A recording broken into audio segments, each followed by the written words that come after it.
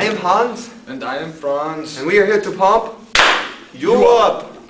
Now I know all you gully men's out there, you're asking yourselves, Hans and Franz, how did you get so pumped? Yeah. Well, I tell you, it was not easy. No. Hans and Franz had to use a variety of resistance exercises. Now, hear me now and believe me later, but it was not easy. Yeah. Now, there were the three types of resistance exercises that Hans and Franz used to get maximum pumpitude. Now, Hans and Franz, we use the three I's. The first I is called isometric training. Now this training, it means iso is the prefix. Iso means the same. Yeah, means the same. Metric also means distance. So isometric means same distance. Remember that now. Isometric means when there's tension on your muscles, but no movement in the contraction takes place, so it's the same distance. Also called static contraction. Now, an example of isometric would be when you place your hands together and you would push. Yeah, I feel like I could do this all day. Yeah, this puts resistance on the muscles, but does not lengthen the muscle or contract at all. Another example would be when you pull like this. Now, isometric training was made popular by Charles Atlas in the 1930s.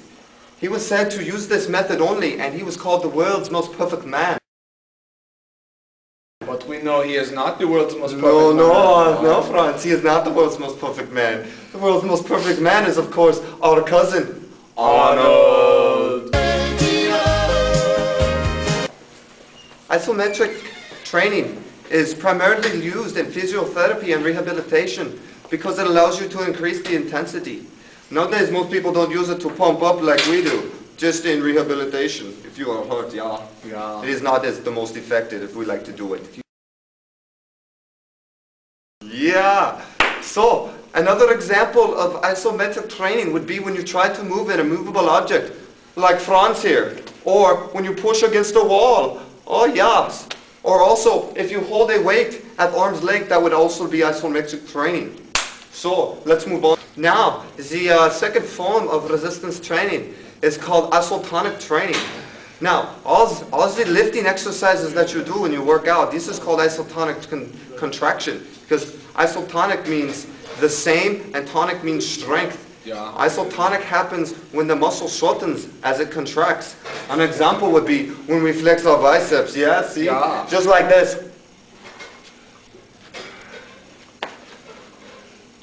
Yeah. Isotonic contraction is the most common contractions. And weightlifting, most exercise you do when you weightlift, in fact, all exercises you do when you weightlift is isotonic form of training. Yeah. So the last form of resistance exercise is isokinetic, yeah. And this is very similar to isotonic because the isokinetic contraction causes the muscle to shorten as it gains tension, yeah. But the difference is very, very big, yeah. The difference in isokinetic requires constant speed over the entire range of motion. Basically, the resistance is a function of velocity, which means the rate of change at the angle of the joints is utilized at a constant speed, yeah. It's common science, it's not hard to understand, yeah. Except if you're a gully man. If you're a gully man, this might not make sense to you, but trust me, someday it will, yeah. Now therefore, this type of contraction requires very special equipment.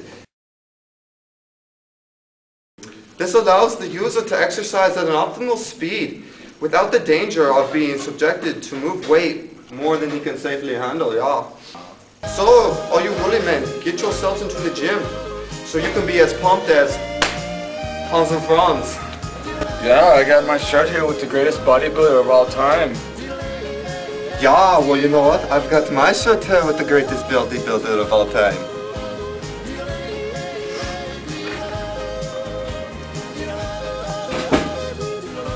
Whoever is the head of the physical education department must be a real girly man, don't you think? Oh, he's a girly man, aren't you?